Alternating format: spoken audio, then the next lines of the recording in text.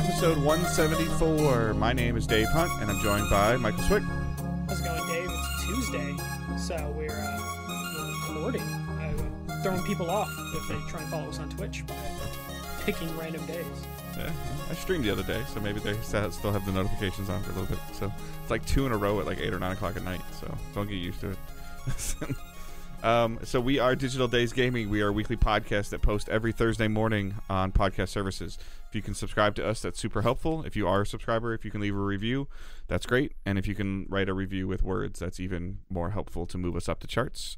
Sharing the show is helpful. Following us on social medias, which are all linked in the show notes, is an easy, free way to support us. And like we just mentioned with Twitch, we do stream the episodes on Twitch, twitch.tv/digitaldaysgaming, where we are a Twitch affiliate, so you can subscribe to us if you so choose. If you link your Amazon account and your Twitch account, you get a free Prime sub to a streamer of your choice, and hopefully that is us. And just remember, it doesn't auto-renew, so we definitely do see a spike in subscribers when either we're streaming more often or people are listening or catching us live. You don't necessarily have to catch us live to subscribe to us or to resubscribe to us. You can just search us on Twitch. If you follow us, you can obviously search the name and click, and then right there you can click subscribe. And it does appear to be easier to do so on a mobile device after you do it once on a computer, I believe. Although I think there is a way just to do it on mobile devices much easier now. Again, presuming your Amazon and Twitch accounts are synced. So everything else that you need to know to join the community is linked in the show notes, and we're going to jump right into the news. Yeah, news this week is pretty chill after last week's, I don't know, was that like a clusterfuck last week? I'm already cursing. It was kind of a cluster last week after the CMA blocked the deal. So we'll just go through some of these stories relatively quick, though we will be talking about the Activision Blizzard acquisition at a certain point. Fair warning, Dave. So we'll just start with the first story. The Super Mario Brothers movie is crossing $1 billion globally this weekend.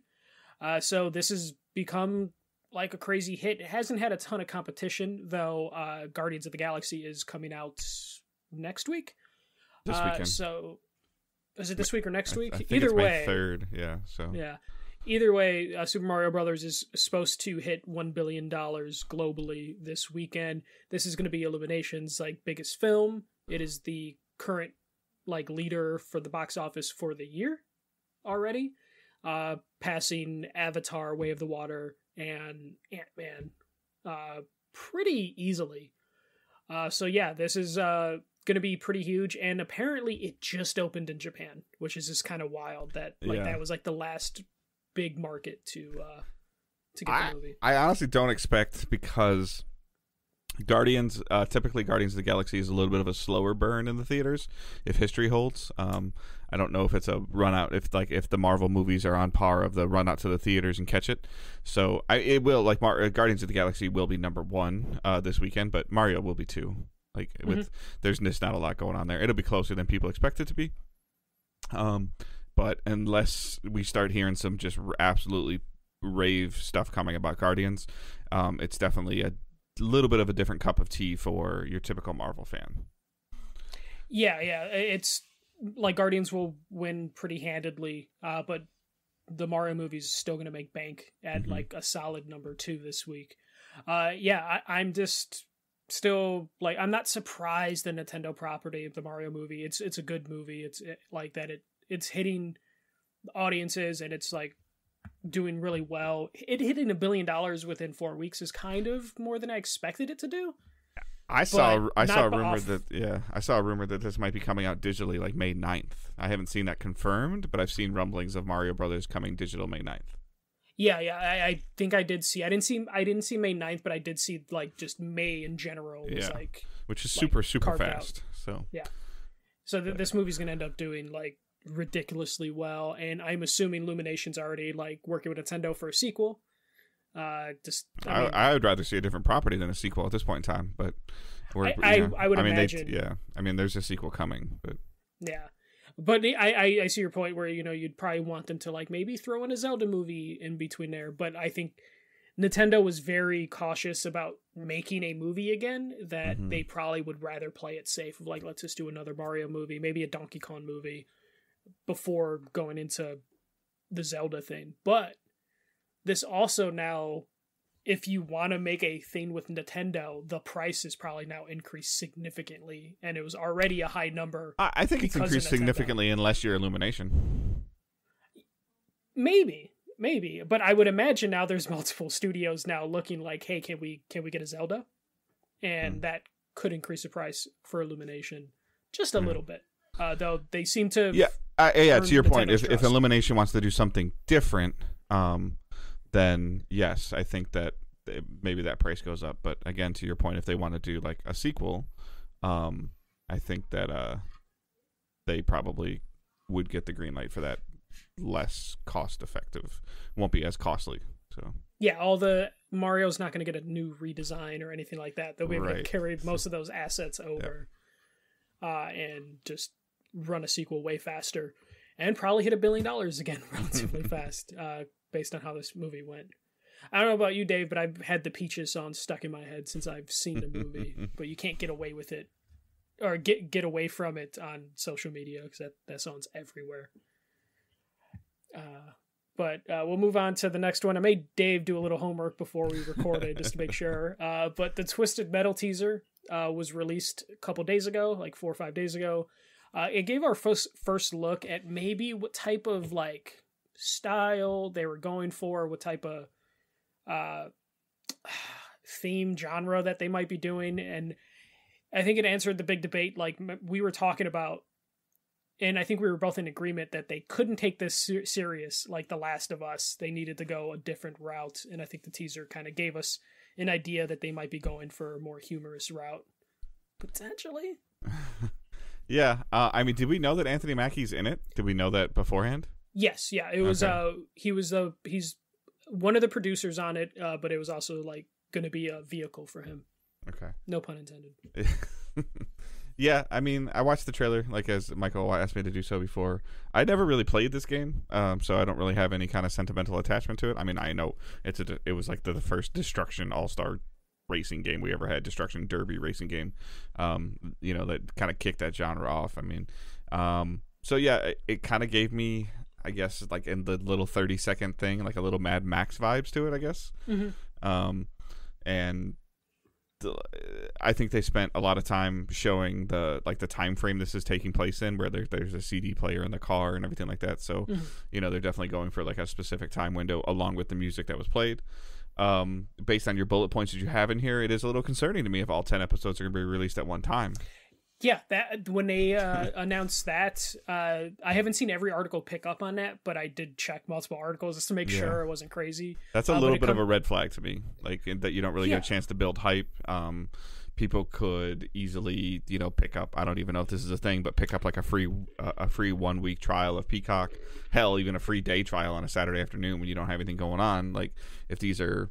I mean, it's 10 episodes, but if they're 45 minutes long, that's a Saturday afternoon for somebody doing something. If they're intrigued enough by the series, so I definitely don't see it on the surface drawing in huge subscription numbers. So, yeah. So Peacock, I think there's still time for Peacock to walk that back. They've walked that back before, where they've made announcements that like, hey, every episode's going to release, and then they're like, actually, we're just going to release the first 2 or first 4 episodes, and then make you do week to week. So there's a chance they can still pull that back, but I completely agree. Like the idea that all 10 episodes will be out at once, I feel like isn't a sign of confidence that they expect people to stick with the show. And you would think that maybe The Last of Us would have showed them like, hey, people are willing to do week to week. You don't have to do the Netflix style. You could just jump in and, expect people to come back every week, and hopefully more people would come back. But they're definitely going a different route with that. The producers on the show, the reason I added this is because it might give you some confidence in the show depending on who you are, but writers and producers are from Cobra Kai, Deadpool, and Zombieland. I know, Dave, you like Cobra Kai, so that might make you feel like it has potential. I like Deadpool and Zombieland, but I also find those movies obnoxious. So I'm like, I don't know. And I guess the parts that I probably feel like the campiness of making Cobra Kai successful as like a high school karate drama aren't necessarily something I would necessarily want to see in a Twisted Metal show. But I mean, they obviously, directors can do different things and they carry enough cachet with them. But I mean, right off the bat, like just watching the trailer and understanding Twisted Metal as it is, like I'm going to give this show a chance, just because. Also Anthony Mackie is a great actor, so yeah, he's a very likable actor in terms of like I've seen him in bad movies, but walked away being like still liked his character. Yeah, so there's a chance, and like they're changing the story enough from like what the games were, because Dave, you said you didn't really play the games, but the games were basically like some dude named Calypso would gather like a bunch of different drivers up, and he would say, last one that lives, you get a wish. Like, you know, like a granted. They're not doing that. They are doing a Mad Max thing where Anthony Mackie is playing someone who's trying to drive cross country to deliver a package, which is kind of funny because that's The Last of Us's gimmick. And it sounds like he's being chased by Sweet Tooth during it. So I'm assuming we're going to get like Twisted Metal character of the week sort of scenario, which I think is the only way. Sounds intriguing enough to me as somebody that doesn't really have any attachment to characters other than Sweet Tooth, just because he's been the face of Twisted Metal for a long time, was in almost every PlayStation marketing thing for a long time, like at least during the PS3 era. So you don't have it in here, but arguably I would say the Gran Turismo trailer they released today for the show looks better than this. So and that's just because like they could do anything with Gran Turismo. Well, they're going it off the true story of driver, like because we heard about this years ago of the drivers of like if you won the tournament, like the video game tournament, you got the opportunity to become a driver, and then they put the Hollywood spin on it or whatever. So that trailer looked even more intriguing, even as somebody that is aware of Gran Turismo, doesn't play them, but what they're pitching just looks kind of cool, blending the video game world with the real life world, obviously, and that looks super interesting. So yeah, that's still going to be a movie to me. It's like it's probably harder to pitch, but it has a wider net that it can like obtain. The kind of like, you know, Ted Lasso. Technically, you know, it's like, hey, it's a soccer thing. They went after the sports people, and they went after Jason Sudeikis people, and then everybody else in between realized, hey, this is really good. Because you're not a soccer guy, and you weren't a Jason Sudeikis fan, but you enjoy the show. Yeah, exactly. And with like Gran Turismo, it's like, okay, I'm not really into cars, but I'm into video games, or the other way around of like I'm into cars, or like I'm into video games, not cars. You're gonna check this movie out. And then there's also the underdog story based on the trailer there already too. So which just screams like TV movie that will be on TV from years to come. Yeah. You know, like it'll be on TNT. Gran Turismo will be the Saturday night movie of the week or whatever. Exactly. Like it'll be able to live in that market. Twisted Metal, I don't know if it's going to have that chance. So it's going to Twisted Metal is either going to be a home run or a big whiff. There's no in between. There's no like, oh, that's a solid single or that's a gap shot. It's like either it's going to get a bunch of people that are going to be talking about it and enjoying it and laughing at it, and you know, again, whether it's good, bad, either they're laughing at it because it's bad or they're laughing at it because they're enjoying it. And either it's going to be the talk of the town for, you know, a couple of days, or it's just going to be a quiet fart. Yeah. Like, and I think that's like the worst case scenario for Twisted Metal is it's just forgotten. Like we're like, oh shit, remember they made the Twisted Metal show? Just like when PlayStation produced that like Powers show. Like that existed, guys. That was a thing that existed. That was okay. It's so hard now too. Like I've noticed that even just, you know, most of you know, like I don't have actual like standard cable. I was over when we lost power a couple weeks ago, and I was at my brother-in-law's house. He had regular cable, like channel surfing cable. And I had forgotten how to do that. Like all my TV watching was much more purposeful. Like I went into an app to see if there were shows that I wanted to watch. If they weren't there, I go into a different app, and it's kind of interesting because you miss a lot of stuff, especially like Hulu with no commercials. Like you're not seeing the advertisements for shows, or like the only time I really see advertisements for shows is during football season. You know, maybe a random baseball or basketball game, just depending on what I've been watching, but it's just like this, you really gotta, nowadays I feel like you really gotta be able to hit it to where people want to put it on social media, otherwise the random person's not going to hear about it. Yeah, like I use Peacock for wrestling. I've never like seen the different tiles in Peacock and been like, I'm clicking that thing that I don't know about. Well, just because like as you like the apps are great. They're a double-edged sword. They're great because they literally put the stuff that you're interested right front and center. Keep watching. Oh, you're here for this. Like eventually they understand your system. And or you know what you're going to. You're just like you've learned the button pattern to get to what you want to get to. Down, down, F, left, left, left, click. Okay, like you just know where you're going, and unless there's a big ad that draws your attention, like you don't know it's there. So yeah, and if you happen to have one of those apps that are commercial free, right, you're even more not going to see shit. Yep. So Twisted Metal is going to have an uphill battle. Like, it won't matter because like Anthony Mackie is going to be in the next he's Captain America now, so it's not like it's going to hurt his career if this movie just kind of flops. So we'll see what happens. But also, it's Anthony Mackie, so like, if this show gets picked up for a second season, who knows when that's coming? Because he's Captain America. Like, like he's very busy for the next 10 years.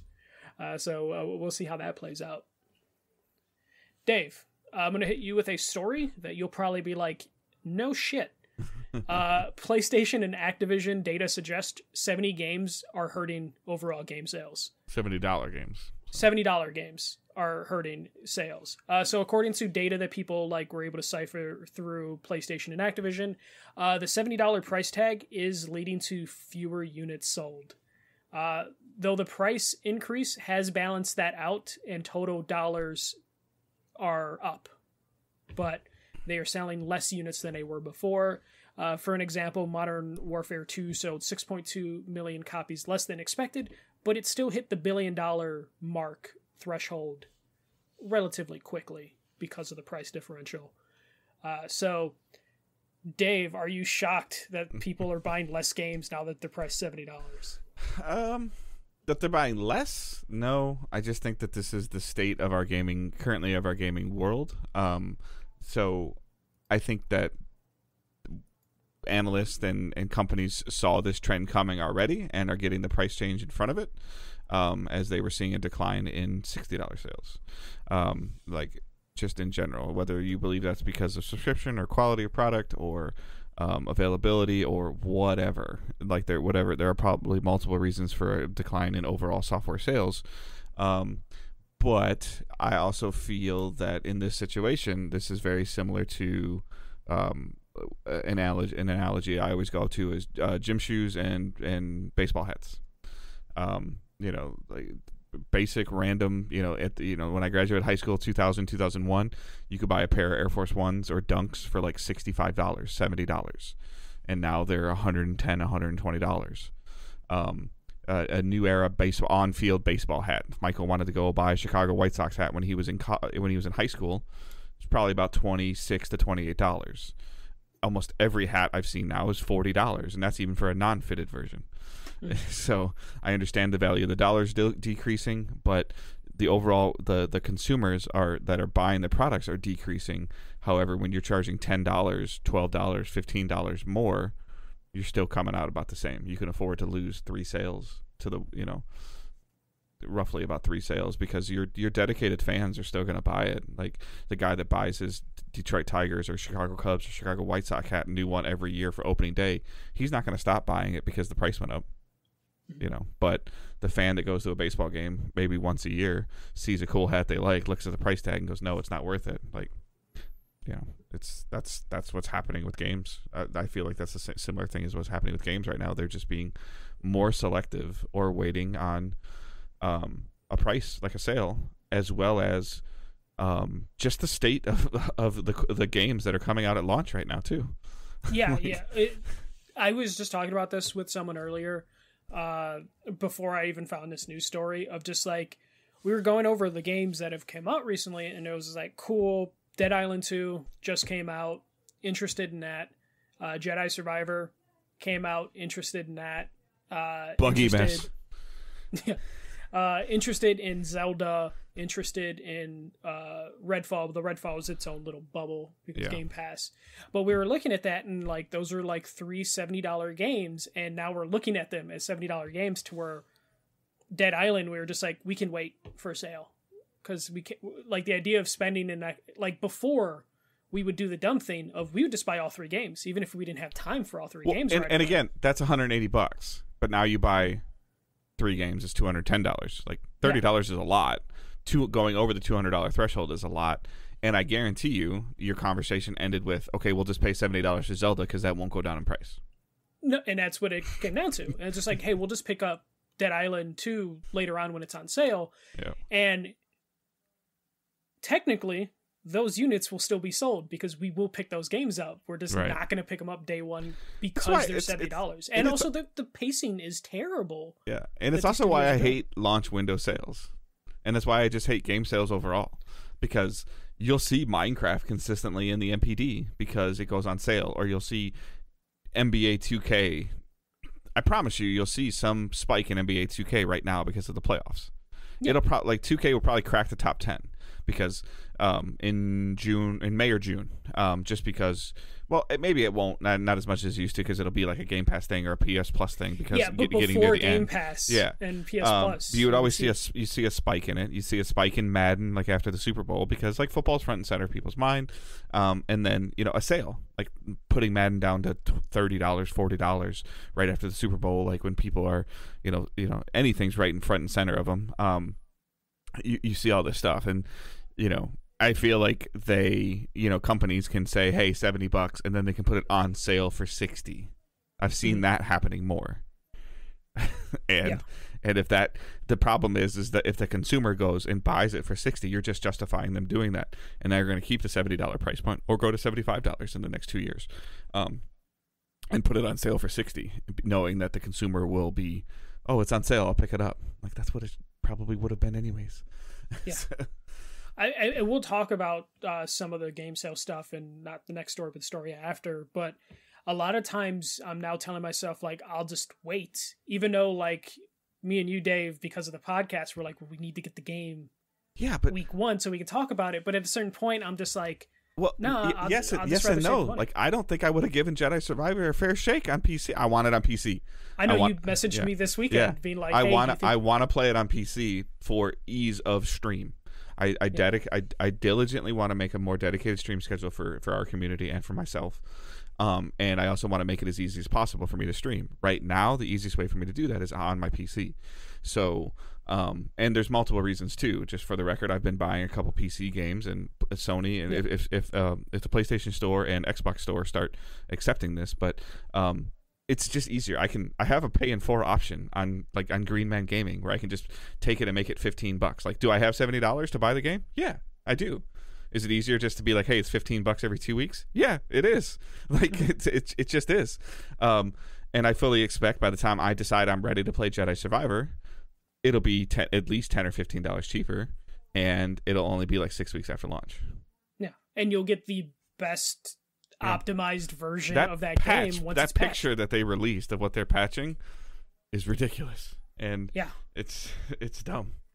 I mean, look at Redfall. Like, there are physical copies out there that they had to put stickers on, being like 60 FPS is coming, because they accidentally put 60 FPS on the box, and so they had to like slap stickers on those copies because it wasn't ready for launch. Jedi Survivor looks like it might not have been ready for launch. It was pretty good in terms of, like, it was 95% ready. Yeah. Redfall seems like it actually needed more time in the oven. And then, we just got done with, like, PlayStation put out The Last of Us Part 1 on PC, and that was which again I want to play, and I want to play it on PC. But I didn't want to buy it because it sounds like it's terrible. And PlayStation just announced not too long ago, unofficially announced, that they're increasing the prices of their games on PC. And the idea that, like, Last of Us Part 1 just, like, laid a fucking turd, that they're like, hey, guess what? Everything's more expensive on PC now, is just kind of wild, to where, like, I don't trust to buy games day one anymore. Like, I kind of trust Nintendo. Yeah, I was going to say, except for Nintendo. Like, PlayStation, if it's on PlayStation exclusively, I trust that, but, like, I don't trust Xbox. They've burned me too many times. I don't trust any third-party publishers, like, I just don't. There definitely seems to be at this current time, you can't trust EA, and sadly, it makes me even less excited for that Immortal game, because I'm just worried about what launch day is going to be like for it.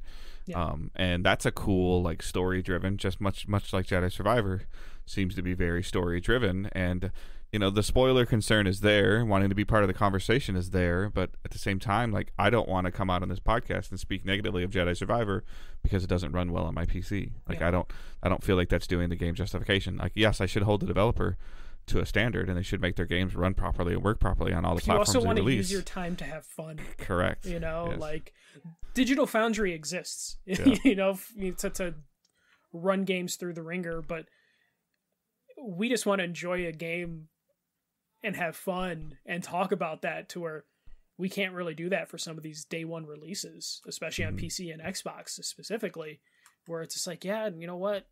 We're in a part where the companies can't really blame the pandemic anymore.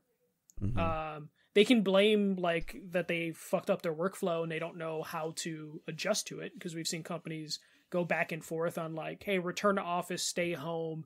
And that has definitely caused some issues, because you've had some companies U-turn multiple times on that subject.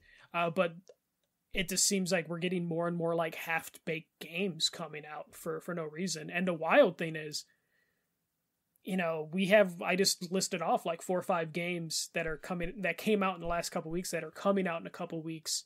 And, you know, when we find out that like $70 games aren't selling as well, but they're also still hitting their gross margin that they want. Yeah, and they're happy with that for now, but at a certain point they're leaving money on the table because they're losing people and just milking the ones that want it day one. But also, like, they're not spreading the games out. Like, we went, how many times over the last like 2 years we're like, oh, it's going to be kind of dead. Yeah, 6 week gap and then a 3 week rush. Yeah, and I'd like to think that.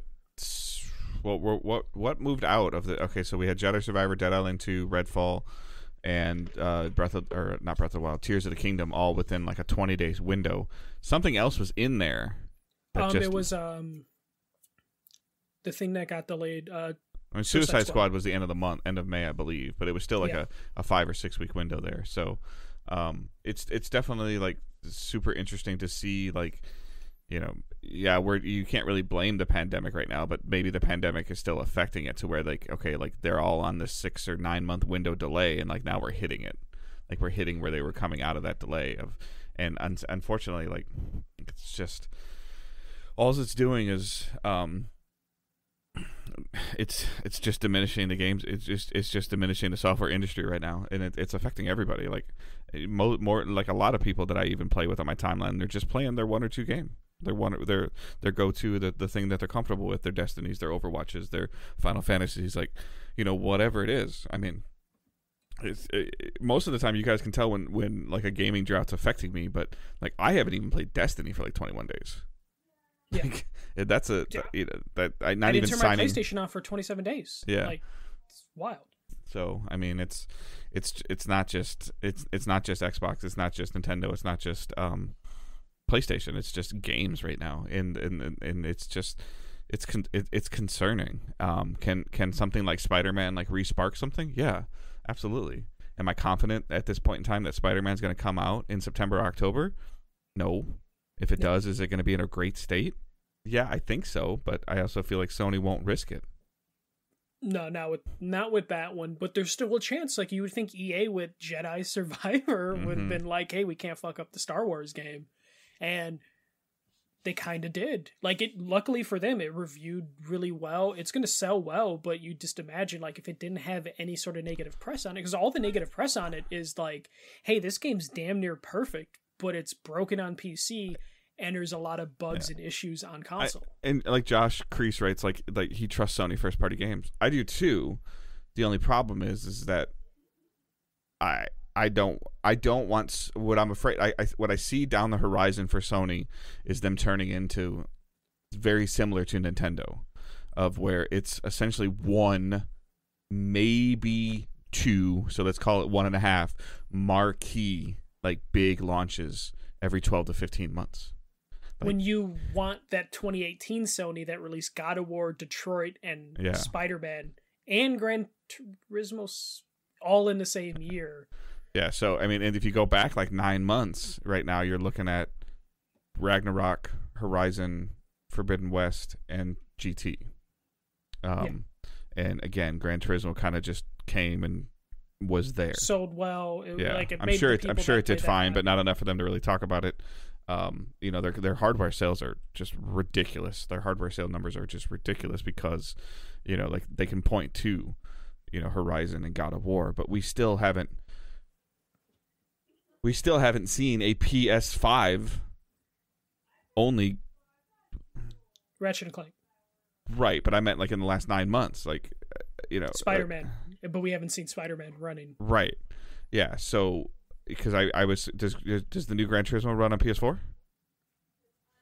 Good question. I don't know offhand. I want to say yes. So, because Horizon did and Ragnarok did, so, like, and again, I'm not justifying it or against it at all. Redfall's a Series X and S exclusive, and it's rough. It's very rough right now. Gran Turismo 7 was on PS4. Okay, so the last 3 major first party games have been cross gen, and again, that's fine. That's Sony's MO right now. It was Xbox for a little while, and it is what it is, but. It's just it's concerning. It's super concerning right now, which is also why I was excited for Immortals from EA, and I'm a little less excited after Jedi Survivor, but it was because it fit the niche of what I was looking for, of either I had forgotten it was announced, or I saw a significant slice of the game that interested me enough, and I saw like a 90-day release window. Yeah. And now all it takes is like one game to like give you that like feeling of doubt, really, and like Jedi Survivor is that feeling. Mm-hmm. On the heels of Last of Us issues. Yeah, and then also in the back of your head, you're like, Jedi Survivor had a 2-week gap before Zelda came out, because Zelda's going to consume your time, whether you see it through right away or not. You are going to stop whatever you're doing to play. I'm going to be playing Zelda from my birthday until Memorial Day. Yeah. Minimum. You might take some breaks in between, yeah. But that is your main like goal, is to like play that game and get through it. So like there was a window, and Redfall also had that window of like, hey, this could be a thing. And you played Redfall. I didn't, because I just didn't have time, but I read everything and watched gameplay of it. And like Redfall looks like they dropped the ball as well. So we'll talk about that in a couple minutes. All right, next story. Microsoft has signed another streaming deal for Activision Blizzard, this time with a Spanish company called Endware. This is yet another deal with a streaming cloud gaming company. They have signed deals with Nintendo. The Nintendo one strictly was about Call of Duty, but a lot of people theorize that it will involve streaming because Nintendo hardware can't run anything. NVIDIA, Boosteroid, Ubidus, and EE. And now Endware have all signed agreements with Microsoft over Activision Blizzard cloud gaming streaming rights. And this obviously is related to the CMA being like, hey, you're going to hurt the future of cloud gaming. So Microsoft is found yet another company that I have never heard of to sign a streaming deal to show the CMA we're trying to play ball.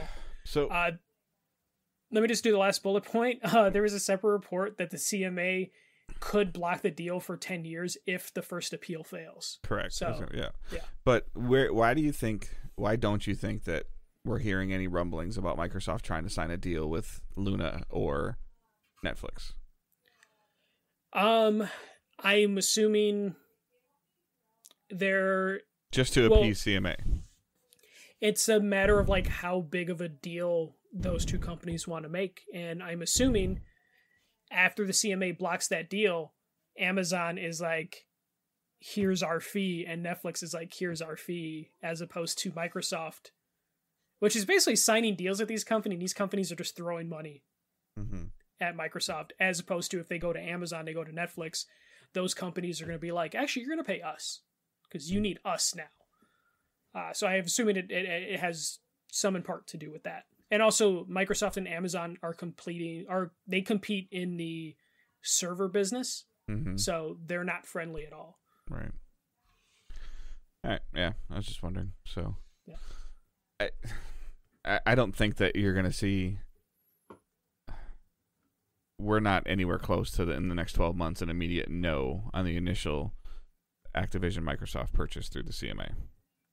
Yeah. It sounds like it's 9 months minimum. It's going to get drug around a little bit. So yeah, so basically they have a chance to like do a appeal, but it has to be approved right away. If it isn't approved right away, then we go through 9 month to a year hell of this story being stuck They have been approved in more countries since then, but there's now also reports that the EU might block them. And then, of course, they have the lawsuit FTC. So this isn't going to end anytime soon. I do find it entertaining Microsoft finding the most random streaming cloud companies to sign a deal with, so then they can like go to the CMA and be like, look, we're trying. Right. But I have a feeling the thing that's going to turn us is if PlayStation ever signs that 10-year deal that's on the table with them. I feel like once PlayStation signs that deal, then everyone will be like, cool, we're going to approve it. But we know that PlayStation seems to be unwilling to sign. I think that's going to make them, like, if that does happen, that's going to make the CMA look even worse, because they said it was a cloud issue, and then when the Sony deal goes through and they approve the deal, if the Sony deal goes through, and then if they approve the deal, it makes them look very hypocritical. Yeah, but I think at certain point, politicians don't care, and the deal will go through. People will be like, that's kind of weird, and then we'll all move on. And then, unfortunately, Microsoft will spend more time trying to loophole its way out of that deal. That's the biggest concern I have, is that whatever they're going to do to get this to go through, and then they're going to try to backdoor out of it. That's the sleaziness of corporate, and I don't want. And when it happens, I don't want anybody blaming Phil Spencer for that. Yeah, because it's like that everyone knows that that's going to happen, and that's part of the thing that the CMA is saying is like, cool, you're signing 10-year deals. But what happens after 10 years? Also, who's going to enforce this 10-year deal 2 years in, 3 years in, 4 For years the in? record, if the shoe was on the other foot, and Sony was trying to do it, and the CMA was blocking it for Sony, and then they signed a deal with Microsoft and did it, Sony would also try to loophole out of it as well. Yeah, I mean... It's corporate greed. Yeah. It's going to be... And it also could come down to, like, Phil Spencer might not be there in 5 years. And the next person's going to be like, I want out of this fucking deal this guy signed. And they'll do whatever they can to break it. So we're not done with the Activision Blizzard deal, but Dave, I think we at least can be off this beat for a couple weeks. Well, it won't come up next week because you won't be here. No. Watch. I'm going to tell Josh to bring it up. Man, who's going to do your show notes next week? You're just going to tell... do them. You're going to ask Josh about Lego for That's what I have 2 Angela hours. for. Leave me alone. Okay. I'm going to be interested to hear what news topics come up. All right. Wait, you're going to do... Like, you don't leave till, like, Monday, so you have homework, sir. No, I leave Saturday, so I will be gone. You have access to the Google Doc from your phone. I do. I might just throw you news stories. What if I just throw some fake news stories in there just to see if I can get you guys to talk about I implicitly trust Michael, so if I say something as news is wrong, it's Michael's fault. Yeah, you're going to hear Dave say some wild shit next week, and then Josh Nintendo signs a Zelda exclusivity deal with Sony. What the fuck? You're like, damn, I mean, he has a link to this website I've never heard of. And then Josh is so, like, not paying attention to video game news. He's going to be like, damn, I've missed a lot. All right, last news story. Marvel's Midnight Suns is coming to PS4 and Xbox next week, and the Switch version is canceled. So I was going to put this in what's delayed, but it didn't quite fit. So 2K Games announced that Midnight Suns is coming next week to PS4, Xbox One, but it's only going to be digital, and there's no longer a physical version planned to be released. They had promised one, I believe, before, but I don't think they ever had pre-orders up for it. It was always just like a wait and see, and now they're telling people no. So digital will be out next week. The last DLC is out next week. The Nintendo Switch one, they just didn't see a market for it. Sucks for Nintendo players, but again, I don't think they ever had it up for pre-order, so it's not like the worst thing. It's just how it goes sometimes. Bloomberg did report that like, is it really canceled if you never dated it? Like, it was at the end of a trailer for several months. Bloomberg reported that the game flopped when it released in December. Shocking. Which isn't, not surprising. They really were banking on a Marvel name to work through December, which don't do that. 2K blamed the release timing. But they were confident that the game will sell over time like all 4Axis games do, and also it's got the Marvel license, and the game's been on sale like consistently. But the studio 4Axis did have major shakeups following the flopping, and they lost the director of the game, who worked for the studio for 20 years, and several other people have left the studio since then. But Dave, not too shocking news, unfortunately. No, and it sounded like it reviewed or critiqued pretty well. Like, people enjoyed what they played. It's just one of those ones where I think presentation and, like what they were trying to do scared off some players, like scared off a casual player. Like, oh, cool, it's a Marvel game. You flip the box over, like, oh, it's a card game. It's a card-based game. I'm out. Like that's the unfortunate part that sucks. And ultimately, sometimes it costs. Like, this is similar back to what I was talking about earlier in the show. This is kind of where I feel like there's this drought in gaming. It's where either companies, it's kind of both, but companies are afraid for somebody to do something like this, and another company will be like, no, you can't do that. Look what happened with Midnight Suns. But then you play it safe, and it's just, it doesn't sell like crazy. Like, Call of Duty is safe, and it did good numbers, but it sold 6 million less. Like, that's a significant decrease, versus, you hear about God of War and Horizon selling thousands and millions of copies, but then you don't really hear much chatter or discussion about those games 12 days after launch. Like, they kind of just come, and they peak super, super high, and then they go flat. Versus people still speak highly of XCOM and XCOM 2 like 10 years later. So it's just, I don't know what to tell a gaming company at this point in time, because it just seems like it's so hard. You try to do something new, innovative, and different, and you get Forspoken. And then you get a company publicly saying it didn't meet expectations. And it's super weird right now. Expectations are too high, and the player and success is changing. Some people hate engagement, but engagement's a big deal currently. Like, whether it's through a subscription, through a service game, like, either you're good or you're not. Like, and there's really no in between, and you have to figure out a way to, like we just talked about with like a TV show, you got to figure out a way to pull the casual fan, and showing a card-based system obviously wasn't working. Yeah, I mean, you can put this game in front of and as many YouTubers streams as you want, or Twitch streamers, but it's not the most streamable game. It's fun when you play it yourself, but it's not really the most like entertaining thing to watch. So like, marketing this was probably super difficult.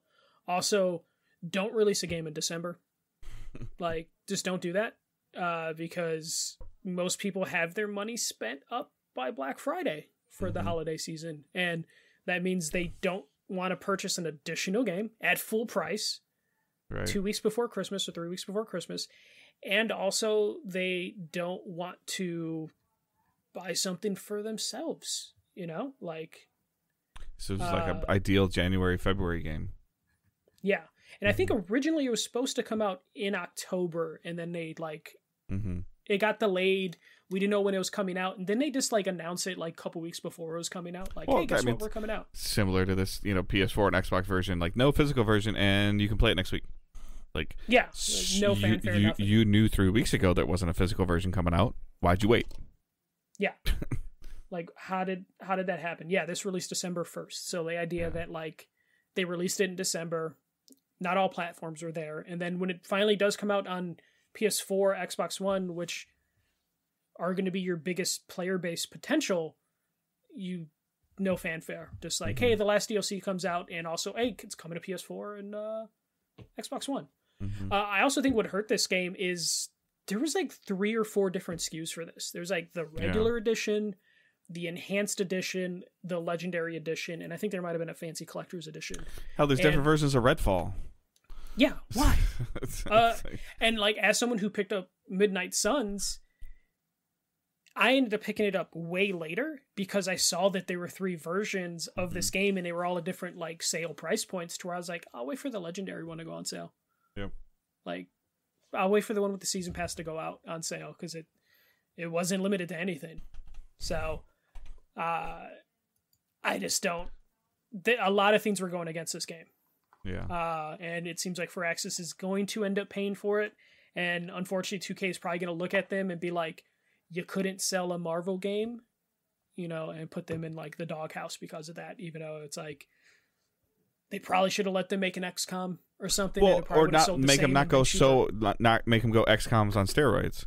Like if they would have just done their XCOM game with Marvel, I said that when we first heard about it. If this was just the basic XCOM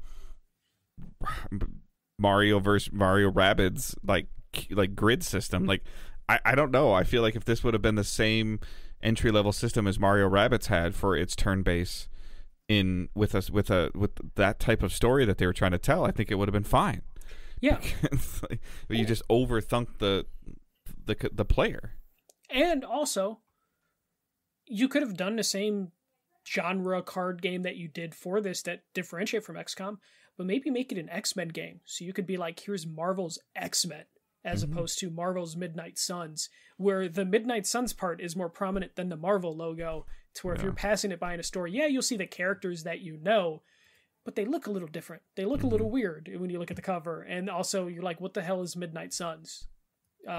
Like, what does that mean? So you probably drove away some people just from that alone, to where if this was Firaxis's X-Men game, probably would have sold significantly better, got more eyeballs on it. Like, I understand Wolverine's on a cover, Ghost Rider's on a cover, but at the same time, someone might be like, oh, I don't know what Midnight Suns is. Like, is that a sequel? I don't know what Midnight Suns is. Yeah. Like, I barely knew what Midnight Suns was. And even then, like, if you look up Midnight still Suns, don't know what Midnight Suns is. The funny thing is, if you look up Midnight Suns, the game comes up. No. So if you look up specifically Midnight Suns comics, most of these characters on this cover are not Midnight Suns. So you look up the comic and you're just like, oh, why is Iron Man there? Why is Spider-Man there? Like, why is Wolverine there? It's like, it's this Blade. Blade, I think, is the only Midnight Sun on this cover. So it's definitely one of those things where they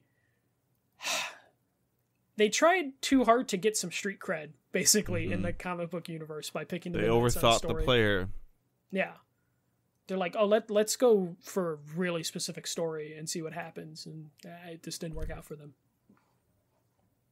But that's it for the news, Dave. All right. So playing and watching. For me, watching, I watched a lot of the NFL draft. It's kind of like what I really enjoy because I do have a nice mix of. I have a nice mix of watching college football and professional football.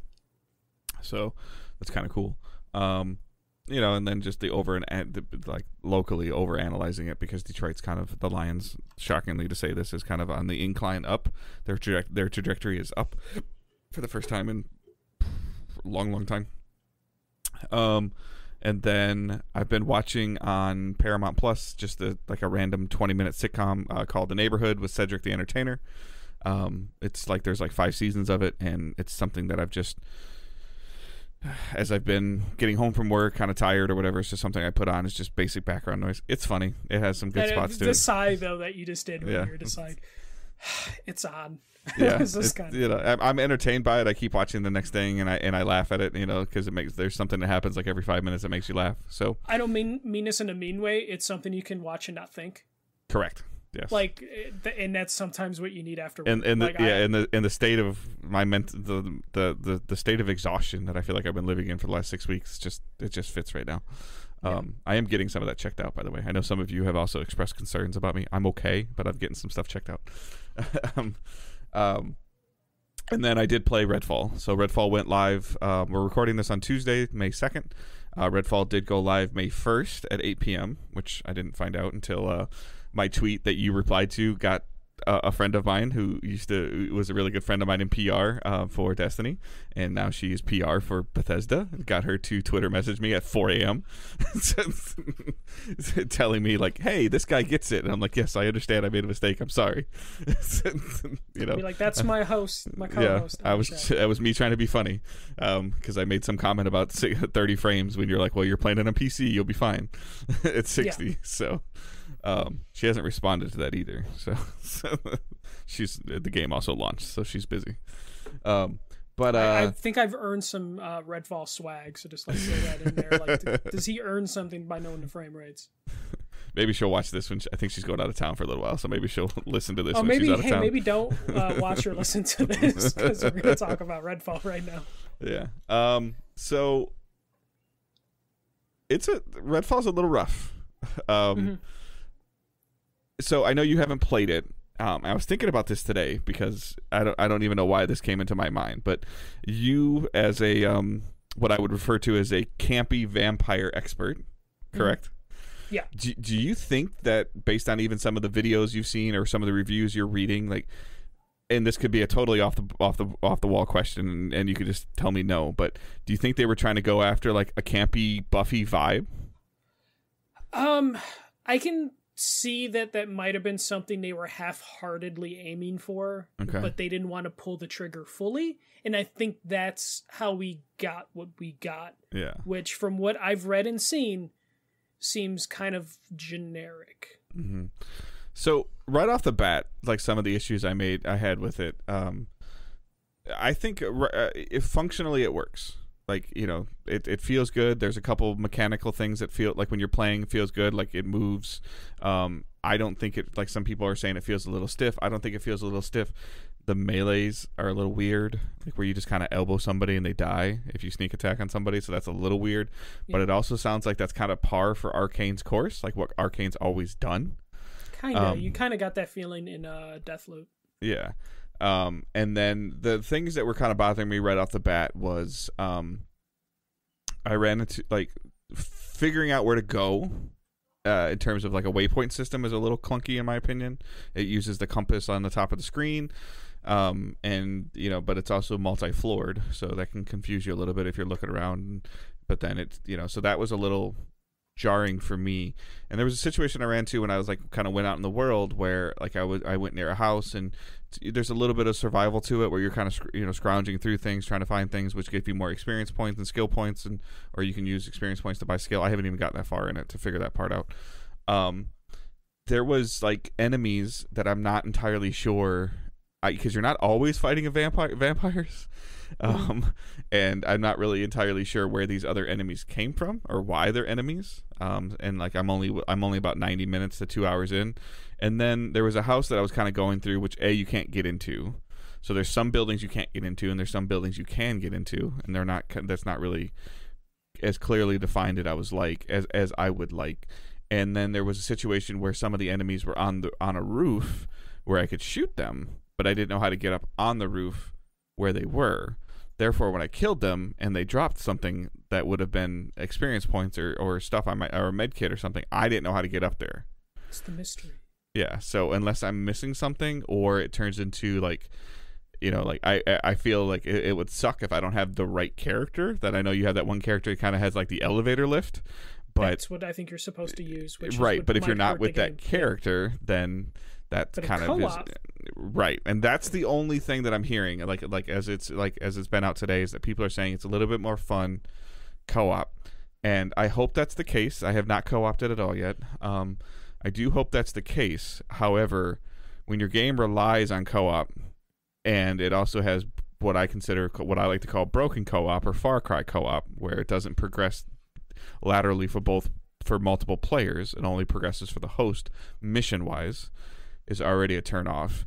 And then the world feels currently a little empty for me. I think it would feel even more empty if I had one other person with me, or two. Yeah. Like, well, and what I was gonna say, not to cut you off, but no, like good. This is why I think like the reviews that are like, hey, this is a review in progress, are the reviews that I've been reading, because I don't think we can accurately judge this game yet, because it seems like it is geared towards co-op, and it's going to take a couple days or a couple weeks to people to figure out is it a good co-op game, or is it just more fun when you're playing co-op, as in like because you're bullshitting with friends that helps the situation, or like, no, this is just a really good co-op experience. And right now I don't think anyone's been able to decipher, because and I don't think it can be classified as a really good co-op experience unless both players are progressing at the same time. Like I can't play co-op with you right from the beginning, or if I have to get through the 60-minute tutorial to where friends can join me, which is fine and expected in a lot of these games, but then you and I can't start at the same time and plan it out of like, hey, Michael, we're going to play Redfall Thursday night at 8 o'clock. As soon as it came out, we're going to play together. We're going to go in there and play together, and then all of a sudden you're 3 missions in, and then you have to double back and play those 3 missions again with me. Like, that's weird. And then I also feel like it's doing what I was concerned about too, is it's telling an individual story for the character that I picked. So what am I missing from the other 3 characters that I didn't pick? And then I don't know how long it's going to take me to complete the campaign on said character to then want to play it on the other 2 characters or the 3 characters as well to get that story. And if I have to play a game 4 times to get the full story out, that's bad writing. And well, not bad writing, more like bad mismanaged writing. Planning. Yeah. And I think that there's like, on top of like the bugs, on top of like console people getting the 30 frames when 60 frames is out there for PC, when 60 frames is like advertised as a thing coming, that hurts everyone's experience as well. And it sounds like, again, I'm going to dive into this game a little bit over the next couple days. It sounds like at best it's a later Far Cry experience. And I don't mean that to insult Redfall. I don't mean that to insult Far Cry. It's Far Cry with vampires. Yeah. But it's not like Far Cry 3 or 4, holy shit, did you play Far Cry? It's like Far Cry 5, where it's like, okay. Or Far Cry New Dawn. Yeah, or New Dawn, where it's just like, from a gameplay perspective, those are fine games. But are they memorable? Are they exciting? No. And you're a Far Cry fan, and you had that same like experience of like 3 and 4. You were like, this one might be one of my favorite franchises. And then you played 5 and New Dawn, and you're just like, okay, it's that. And that's where Redfall is right now. I don't think it's like the end of the world. Like, I saw a lot of people being like, damn, Xbox can't deliver anything. I just think this is like, it's definitely a fumble, but it's not as catastrophic as... Yeah, and again, like I've said for like the last 2 weeks, good press or bad press, if yesterday or today Microsoft sees an increase in Game Pass subscriptions, it's because of Redfall, and they'll be happy. Like, and it's unfortunate, and you know, like in talking about multiple versions of the game or whatever, like things are available for them, but and again, I put it in our Discord, like this is another like feather in the cap, whether it's a good feather, like a nice full-breasted feather, or a skimpy dead-looking one that's got a bunch of quills missing on it or whatever. Like, it's another feather in the Game Pass cap of something that will be there and will always be there. And I mean this in the most respectful way possible, because I did a little bit of Googling today, but maybe arcane games just aren't for me. Like, there's a chance I never would see you play Dishonored. Their pedigree's not phenomenal. Their pedigree is 7s. So I would say their pedigree, specifically with Dishonored, super high. But I mean, okay, what would you rate Dishonored, though? Dishonored 1, on a scale of 1 to 10, what would you give it? Dishonored 1, that was probably like, I would say it would probably be like a 7, but when you get to like Dishonored 2, Dishonored 3, that's when you get like an 8 or 9 range. Okay. Deathloop, I think, Deathloop would have been a 10 if it didn't, like, the ending didn't come down a little bit, but I think Deathloop was like a solid 8. Okay. But I agree, and I'm not disagreeing with what you're saying, but now you add Prey on there. Prey? Okay. So Prey, underrated fucking game. I agree, but I'm just talking about the pedigree of Arcane, if you go back and look at Arcane. And unfortunately, Dishonored 1 and 2, like Dishonored, I don't think there was a 3. There was like a Dishonored : like another version of the game. DLC, yeah. But you're talking about Dishonored 2 in like 2016, I think, 2017, like something like that. Yeah. So you're talking about a long time. You know, like I am not begrudging Arcane. Like I think that anybody that's, you know, but for anybody to think, or to ever have thought that an Arcane game is going to be on par as a Game of the Year contender, like Dishonored 1 or 2, like Dishonored 2, I think was in some people's conversations for Game of the Year, in their conversations, but I don't think it ended up finishing in a top 3 list or anything like that. Yeah, and Prey was like kind of like people's sleeper hit, because Prey launched rough, if you remember. Prey launched rough, but by the time they patched out, people came back to it later and were like, oh shit, Prey's like a classic. But at that point, it was too late. It was already past that period. I mean, it's, to me, it's like you and again, it's like you buying a store brand version of cookies and expecting them, like a store brand of chocolate chip cookies, and expecting them to taste exactly like Chips Ahoy cookies. Like, I'm sorry. Like, I guess I don't see the pedigree of Arcane and people comparing, oh, look at Xbox's exclusive, Xbox's first party release compared to Horizon. Like, you can't. Oh no, you can't. But so the thing is, because so Dishonored 1 was 2012. I put up the wiki. Okay. Dishonored 2 and Prey, or Dishonored 2 was 2016. Prey and the Dishonored DLC was 2017. Mm-hmm. They were on the path of being like, oh shit, Arcane is on their way to being like an elite studio. And then they were thrown into Wolfenstein Youngblood, Wolfenstein Cyberpilot, which weren't good games, but people were like, hey, they were doing like expansion standalone like offshoots. And then Deathloop came out, and they got a lot of credit for Deathloop, mostly because it came out during like pandemic times. So that helped Deathloop's case a little bit and allowed for Deathloop to come out just a little, not at its full potential.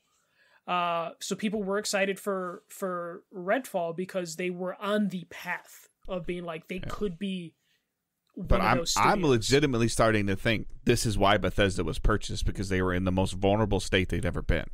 Like they probably didn't know what they didn't really know what direction they were going to go in, and that allowed them to be, to be purchased, like because they were worried. So like it sucks. I hope it gets better. I hope that it's fun to play with a friend. Like I would love to play it with Johnny or with Randy or with Josh or even with you. Even with me, your co-host, but I don't play online games. So right. So yeah, that's what I said. Or in a perfect world, to find somebody that I don't really play games with that often that wants to play it, and I can goof around and have a good time with somebody that like that's the ultimate goal that I have for this game personally. But I was excited about it, and the expectations. See, Johnny's like, I'll play, but I have to host. Like that conversation is just not fun. So, it's just it just sucks. And now if this turns out to be a 5-hour campaign game per character, and then you get them fully decked out, and then you can start messing with your friends and and doing that stuff, and that's the double-edged sword of it as well. If it's only a 5-hour campaign, you can beat all 4 characters in 20 hours, and if there's nothing else to do, then that kind of sucks.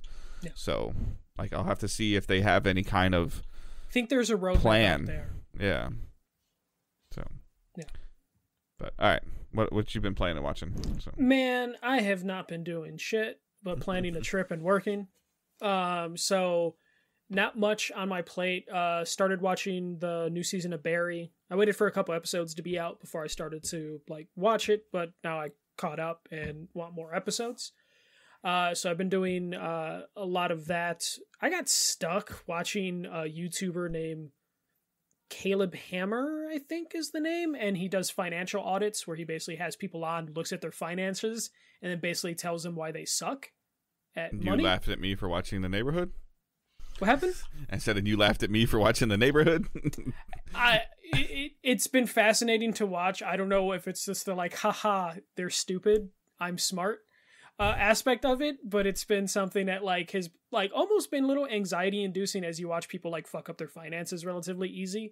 But for some reason I've just been stuck watching that in my downtime.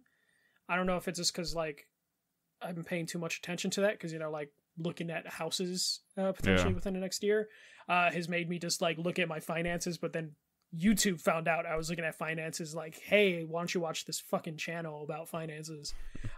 So I've just been watching that and just being fascinated how people just end up in like stupid situations to where I couldn't even believe some of it was real. I'm like, who would put themselves on this channel? But it's 2023. People are going to put themselves on YouTube for anything. You want that clout? Yeah. Even if it's for the internet to laugh at them, being like, dude, what the fuck? So been watching that, and then to Johnny's happiness, I jumped back into Overwatch to try out the game because I haven't played since season 1 of Overwatch 2. It's still the same game. I'm still kind of tired of playing a lot of the maps from the first game because that's still a bummer. The new hero is fun. Lifeweaver, I think he said. That character is fun.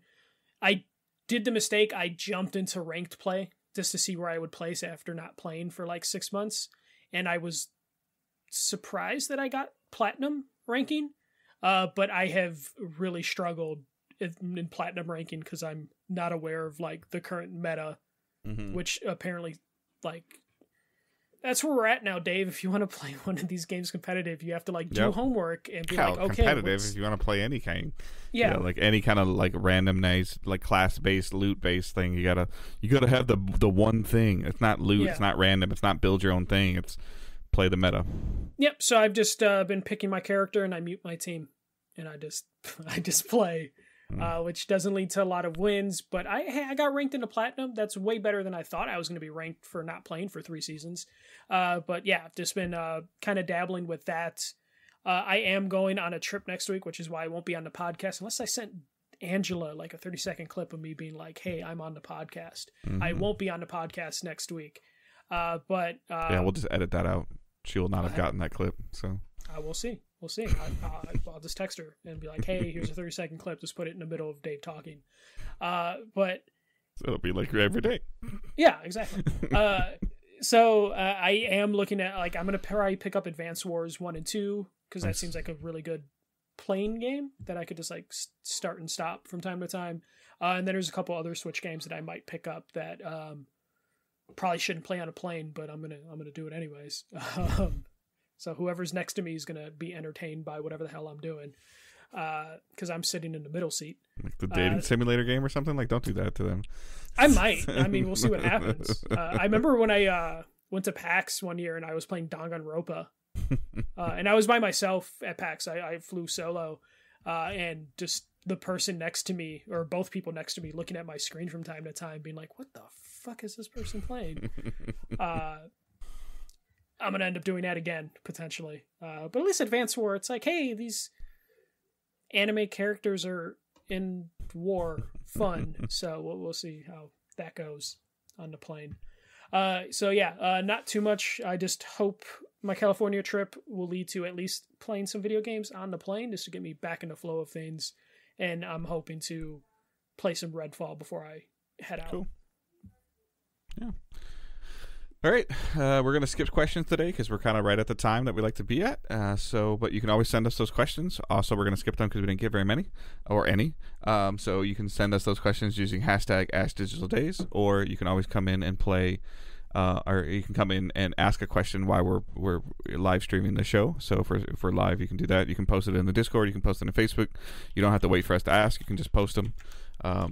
Some people label it question for the podcast. Some people just use the hashtag. Some people just do a lot of stuff. So you can send those to us. Our main account for Twitter is @DigitalDaysPod. Check that out. Give us a follow. Let us know what you think of the new logo colors. Michael's messing with the logos a little bit and the colors. So let us know what you think of that. Twitter has changed and Twitch has changed. So if you're watching us on Twitch, please leave a little bit of logo feedback. You can follow Michael @TheFirstMJC. You can follow myself @GoodDaveHunt. You can join the Facebook group and the Discord server that are linked in the show notes. And we also have a Patreon. So patreon.com/DigitalDaysGaming. Go ahead and give that a check. And other than that, Michael, I hope you have a safe trip. It's Curry's like, I've been asking the same question for 2 years. Sorry, the word judgment is exempt from our questions. Like, Michael doesn't see it. He has that word could blocked. add that to the Twitch banned words for our stream. Is judgment on Switch? I don't think so. But yes, you can check out the Facebook group, the Discord server, and Patreon as well. And like I said, Michael, I hope you have a safe trip. And that you have a good relaxing time, and enjoy your week off from the podcast. And again, Josh Langford should be on next week, pending he has confirmed it to me, but I have not double confirmed that with him. So I will work on that this week, but we should have Josh on next week with myself. Regular time Tuesday at 9 p.m. on Twitch, and then the podcast should release on Thursday at 6 a.m. So other than that, anything you want to tell the audience that they're not going to hear your lovely tone for a week? I don't know. Get ready for Red Wings and Flyers talk, or what else? Sports. Phillies and Tigers. Are the Phillies good this year? Getting there. So okay, Tigers aren't. Right? But they're better than the Sox currently. In the standings, I'm sure. Yeah. So expect baseball talk. So send in video game questions for next week, so they get off sports talk. If not, they're gonna run rampant next week. And also tweet me that you miss me on the show. All right. I hope everyone has a great week. Keep moving forward. Don't be a dick. See ya.